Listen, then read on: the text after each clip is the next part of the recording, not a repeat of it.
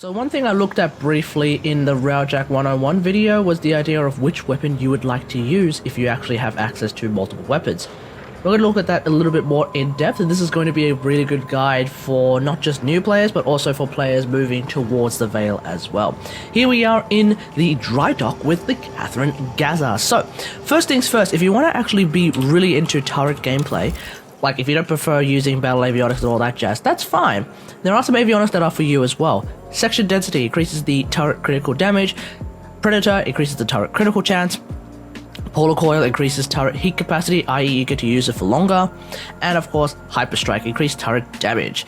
So for the sake of this particular video, I will be using this particular grid for my avionics, so that is why my turrets in the gameplay will be doing a lot more damage. Now in terms of the stats, what I will be focusing on is mainly just the Mark III weapons, but in terms of the overall gameplay, the general feel for these weapons should be consistent between Mark 0, i.e. the base weapons that you get from your dojo, all the way up to Mark III, depending on which particular brand you get. So let's get into it. The first weapon I want to have a look at is the Cryophanes. So let's have a look at the stats of the Cryophanes at Mark III right now. Notice the high total damage as well as the high critical and status chance. So that is of course pretty damn strong. But is it? That's the problem. Because the Cryophane is actually the single weapon that I do not recommend at all, because it is a slow weapon. This is with me mashing my mouse button as much as possible. It's a slow weapon, right? There's actually two problems with that. First off, it's a slow weapon, which means it can't deal with space bubbles, and this is only really a thing that happens in the Vale. The second problem is that it only does cold damage. And because it only does cold damage, it actually has no armor stripping or shield stripping capabilities as well. This in particular is very, very important for higher levels, such as Scarlet Spear missions, where you want to strip armor from cruise ships in order to destroy them with preferably one shot from your forward artillery. As such, these major downsides are actually counterweighed by the idea that you have really, really high damage per shot. Typically, at least in the Vale, the Cryophane is able to basically one-shot every single fighter ship. So that is definitely something that you can use, and that is definitely something that you can look into. Probably something you want to put on your side guns, but I definitely would not recommend using 2 Cryophanes, let alone 1, really. I think there are far better options than that. But if you prefer to use the Cryophane, that is entirely up to you. A cruise ship has arrived. They are powering weapons.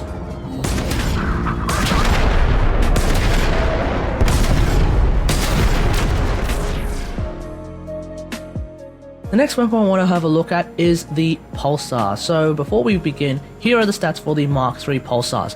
Note the mainly decent status chats, but mostly low crit chats. Just keep an eye on that stuff, okay? So, the Pulsar is a burst turret. What do I mean by that? Well, if we are in free space right now, all you have to do is just hold down your mouse button and it will fire out in bursts. So it is an automatic burst turret. That is of course something that you're into. If you want to use burst turrets, this is the gun for you. Personally, I don't particularly like burst rifles, so I don't particularly enjoy using this weapon, but still, there are some definite upsides to this weapon. For example, it has plasma damage, which means it does have armor and shield stripping capabilities. This is going to be a general pattern with pretty much every other weapon outside of the Cryophane. Also comes with ionic damage, which means that it will cause enemy fighters to spiral out of control if you get that ionic proc. This is the same as if you use a battle avionic like Blackout Pulse though, so if you are going to use Blackout Pulse as your defensive battle avionic, you probably don't need the Pulsar for this particular purpose. Outside of that, you also get some free single time crowd control as opposed to Blackout Pulse, which I think is AoE crowd control, so just keep in mind that is something that you might end up doubling up on. Outside of that, this is a hit scan weapon, which means there's actually no leading enemy fighters. So if you're not used to the whole leading enemy fighters targeting mechanism for projectile weapons, either in Archwing or hell in Railjack as well, then this is probably one of the weapons that you want to use. The Cryophane is a projectile weapon, the Apox is a projectile weapon, the Castnox is a projectile weapon, so those weapons you will need to be able to lead your enemies on. But outside of that, that is the Pulsar.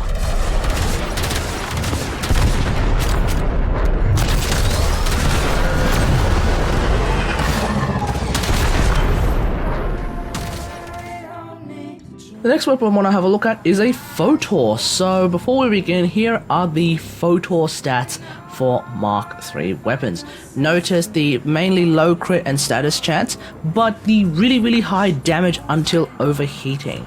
So the Photor is a laser. That's right, so this is the only laser weapon in Railjack at the moment. Therefore it is a beam. Naturally, as a direct result of it being a beam, it is actually a hit scan weapon as well. So just like the Pulsar, if you're not used to the whole leading enemies thing, then this is probably the weapon for you as well. Now, this weapon I think is really decent at popping space bubbles, which makes it really good. The Pulsar is also good as well, but I think the Photor is even faster at popping space bubbles. It might actually even be one of the fastest weapons to pop a space bubble. It also comes with plasma damage, like the other weapons. So again, it has some armor and shield stripping capabilities as well, but just keep in mind that low status chance does mean that it's not as effective. It also comes with incendiary damage, which actually results in a damage over time. It's a heat proc. The problem is though, I get the feeling that the incendiary proc is not particularly strong, but it is something that you can just use as well. So you are still doing at least a little bit more damage from that incendiary proc. Incendiary procs as well, they actually stack on top of each other in much the same way that I think heat procs stack on top of each other now. So that is something you can keep an eye on. Like I said, it is a hit scan weapon. I would argue that if you want to use the tether, either this or the Pulsar, but probably this, is probably the best weapon to use alongside the tether, because at that point you don't actually have to lead the tether or try to aim for where the tether is eventually going. You can actually just aim straight at the tether when you throw it out, so that you can actually blow up the tether bomb that is currently really effective at destroying enemy fighters in the Vale.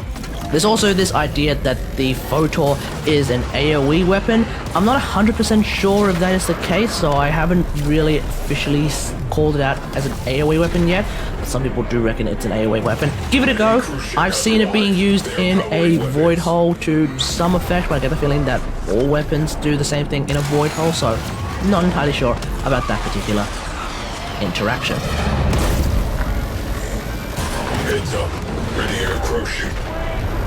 Enemy squadrons have maintained pressure. The next weapon I want to have a look at is the APOC. So first off, here are the stats for the APOC. Notice the high crit chance, but low status chance, unfortunately.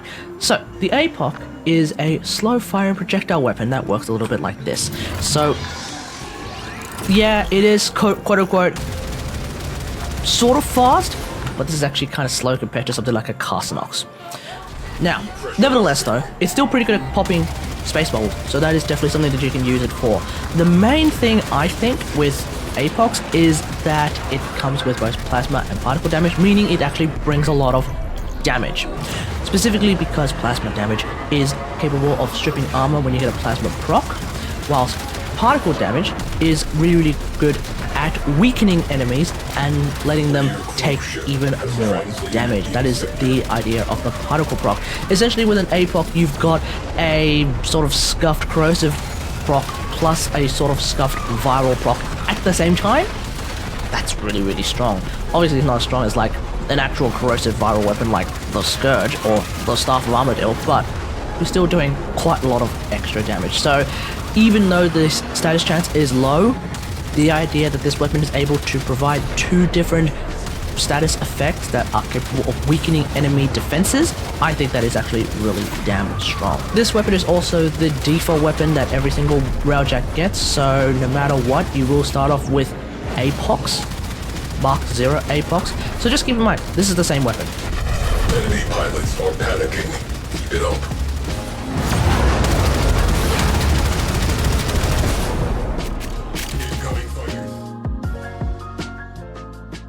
And finally, my weapon of choice, the Carcinox. So here are the stats for the Mark III Carcinoxes. Notice the high status, but unfortunately low critical chance. So the Carcinox is actually a very fast projectile gun, and this is the reason why I call the APOC a slow gun. This is the Carcinox. It's really fast, as you can see. So that is of course really good.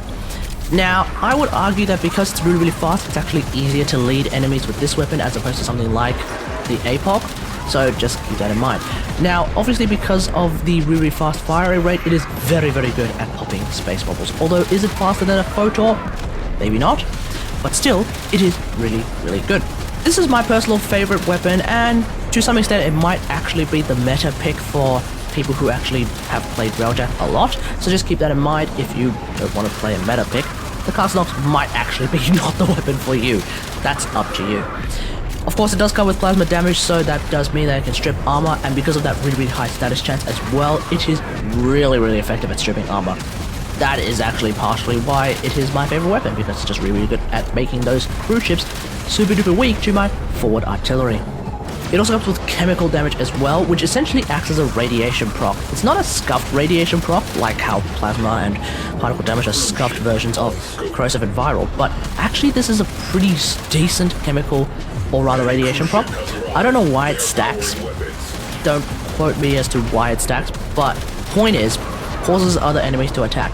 This is actually really, really good when you're trying to use it on a cruise ship, because what you can do then is when you do a plasma proc, then you're obviously stripping armor from that cruise ship, but at the same time when you're doing a chemical proc, you're also causing other fighter ships to attack that cruise ship, which actually distracts them from you.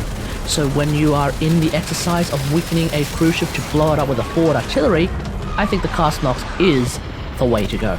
But that's pretty much it. So those are all those weapons.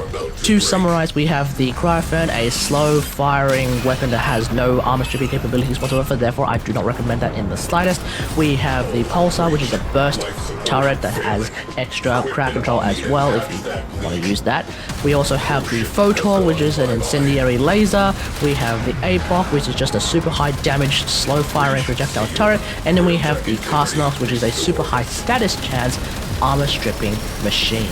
So let me know what you think about all of this in the comments below. Which weapon do you think you would use on both your pilot side and your gunner side? Typically, I would recommend having different weapons for your pilots and your gunners, mostly because you want to have a bit of variance, I guess. But if you're really married to the idea that your entire ship is made up of nothing but APOCs, nothing but Photors, nothing but Cryphers, maybe that's not a good idea. But the other ones, I don't know, just mix and match and figure out whatever you want. In terms of the houses, just look at the stats and figure out which one appeals to you the most. Some of them are, I think, ultimately better than the others, but just keep in mind that the Z-Key house typically will overheat a lot faster than the other houses. So just keep that in mind. Otherwise, hope you guys enjoyed this. If you liked this video, hit that like button, subscribe for more Warframe content, and until next time, I'll see you guys later. Thanks for watching. Bye.